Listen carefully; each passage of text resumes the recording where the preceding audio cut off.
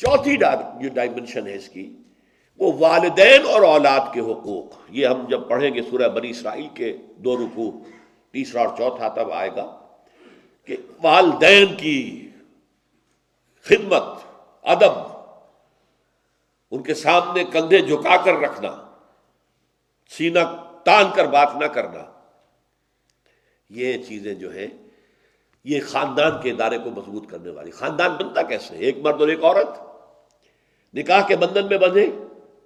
اب second dimension شروع ہوگی، وہ اولاد شروع ہو گئی. اب اولاد کی محبت، والدین کے دلوں میں تو اللہ تعالیٰ نے اولاد کے لیے بے انتہا محبت پیدا کی ہوئی ہے. وہ اتنی فطری محبت ہے کہ اس کے لیے کہنے کی ضرورت نہیں ہے کہ تم اپنی اولاد سے محبت کرو، بلکہ یہ کہا گیا ہے کہ روکو اس محبت کو، ذرا کہیں زیادہ نہ ہو جائے، کہیں وہ تمہارے لیے، جیسا کہ ہم پڑھیں گے سورہ تحریم میں، کہ وہ محبت بڑھ کر غلط راستہ اختیار نہ کر لے کہ ان کی وجہ سے تم حرام کے اندر منہ مارو. اچھا کھلانا ہے، اچھا پہنانا ہے، اچھی تعلیم کرنی ہے، پیسے حلال کے ذریعے سے نہیں آ رہے، حرام کے اندر منہ ڈالو گے تو یہ محبت نہیں ہوگی، یہ عداوت ہو جائے گی. ہم پڑھ چکے ہیں سورہ تغابن میں، یا ایھا الذین آمنوا ان من ازواجکم واولادکم عدوا لکم فاحذروہم. یہ محبت حد اعتدال سے تجاوز کر جائے، حرام میں منہ مارنے پر آمادہ کر دے، تو گویا کہ یہ عداوت ہے، محبت نہیں. البتہ اولاد کے دل میں والدین کے لیے محبت کا فطری جذبہ نہیں ہے. یہ سلیم الفطرت اولاد ہوتی ہے، وہ احسان مانتی ہے اپنے والدین کا. وقل رب ارحمہما کما ربیانی صغیرا. لیکن یہ اولاد جب جوان ہو جاتی ہے، پہلے تو ٹھیک ہے ان کی محبت بھی والدین کے ساتھ ہوتی ہے، جوان ہو گئی، شادیاں ہو گئی، ان کی محبت کا نیا نیوکلیس وجود میں آ گیا. بیٹے کے لیے اب اس کی بیوی آ گئی ہے، ظاہر بات ہے کہ ان کے درمیان بھی محبت مطلوب ہے. اولاد ہو گئی تو اور زیادہ محبت جو ہے ان کا مرکز جو ہے وہ اولاد ہو جائے گی. تو اس سے والدین کے اندر، جسے آپ کہتے ہیں محرومی کا احساس، ایک پیاس سی پیدا ہو جاتی ہے کہ اب ہم سے محبت کرنے والا کوئی نہیں. یہ انتہائی شدید آپ کو مغرب میں نظر آتی ہے. بوڑھے والدین کے اندر جس قدر پیاس ہے، جس قدر سینس آف ڈپرائیویشن ہے، بچے ملتے نہیں، گھروں میں رکھنے کو تیار نہیں. بوڑھے لوگوں کو سنبھالنا، ظاہر بات ہے بوڑھے جو ہیں زیادہ بوڑھے ہو جائے تو بچے بن جاتے ہیں، بچوں کی سی ضدیں کرتے ہیں، بچوں کی سی خواہشات پیدا ہو جاتی ہیں.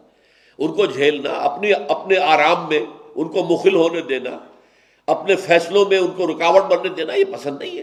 آزادی چاہتے ہیں میاں بیوی جو ہے، کیوں خواہ یہ بڑے بوڑھے بیٹھے رہے، بڑ بڑ کرتے رہے یا ہمیں روکتے رہے. لہذا وہ اولڈ ہاؤسز کے اندر جا کر ان کو داخل کرا دو، اللہ اللہ خیر صلی اللہ، وہاں انہیں کھانے پینے کو ہے، اولاد کو دیکھنے کو ترستے رہتے.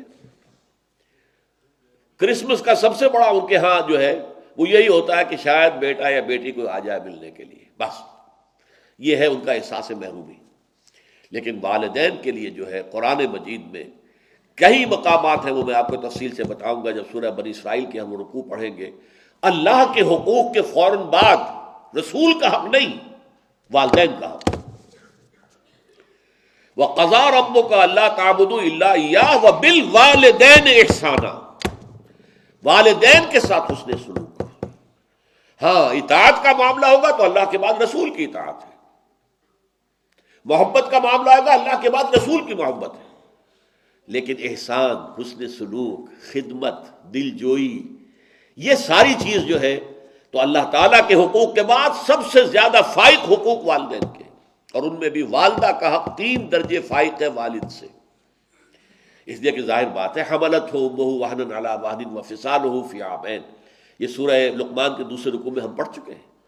جتنی مشقت ماں جھیلتی ہے، جتنی تکلیفیں وہ اٹھاتی ہے، باپ تو نہیں اٹھاتا اتنی.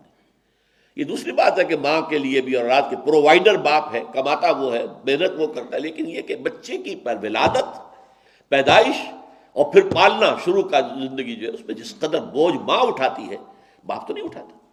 لہذا 3 درجے اس کے ساتھ حسن سلوک بہتر ہے. یہ ہے در حقیقت وہ ڈائمنشنز. پھر چوتھی ڈائمنشن پیدا ہوتی ہے، تھرڈ ڈائمنشن کہیے، جب ان بہنوں بھائیوں میں آپس کی محبت. اس کے لیے قرآن میں فرمایا گیا کہ قطع رحمی بہت بڑا گناہ ہے. 2 جگہ، ایک مکی صورت میں بھی غالباً سورہ ابراہیم میں اور سورہ بقرہ میں شروع میں ہے، الذین یقطعون ما امر اللہ بہ ان یوصل ویفسدون فی الارض. وہ لوگ کہ جو اس رشتے کو کاٹتے ہیں جس کو کہ اللہ نے حکم دیا ہے کہ جوڑو.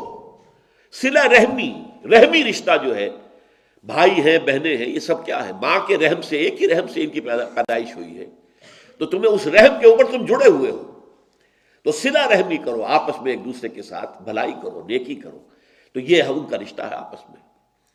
وہ جیسا کہ سورہ نساء کی پہلی آیت میں بھی، اس میں بھی رحم فرمایا گیا، یا ایھا الناس اتقوا ربکم الذی خلقکم من نفس واحدۃ وخلق منها زوجها وبث منهما رجالا کثیرا ونساء واتقوا اللہ الذی تساءلون به والارحام ان اللہ کان علیکم رقیبا. رحمی رشتوں کا لحاظ رکھو. تو اس طرح خاندان کا ادارہ جو ہے مضبوط ہوتا ہے. پہلے بیوی اور شوہر کے درمیان محبت، رافت، باہمی اعتماد، اور پوری سیکشول اٹینشن جو ہے ان دونوں کے مابین مرکوز ہو، ادھر ادھر بھٹکے نہیں. پھر یہ ہے کہ اولاد والدین کے ساتھ حسن سلوک کرے. والدین اپنی جوانی کو کھپا دیتے ہیں، انویسٹ کر دیتے ہیں اولاد کے اوپر.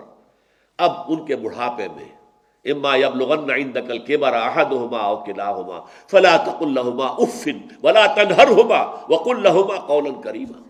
پڑھیں گے ہم انشاءاللہ نیکسٹ کے بعد، اس کے بعد اگلا درس وہی ہے. اور پھر بہن بھائیوں کے اندر صلہ رحمی کا تعلق، اس سے خاندان کے ادارے کو مضبوط کرنا. اور قوا انفسکم واہلیکم نارا، اس سے اس خاندان کے اندر اسلام، ایمان، خیر، بھلائی، تقوی کی افزائش کرنا. یہ ہے اصلاح انسانیت کے اندر. فرد کی اصلاح کے بعد دوسرا قدم جو ہے وہ خاندان کے ادارے کا استحکام اور اس کی اصلاح ہے. اس کے ضمن میں انشاءاللہ تعالی سورہ تحریم کا درس ہوگا. بارک اللہ لی ولکم فی القرآن العظیم ونفعنی وإیاکم بالآیات والذکر الحکیم.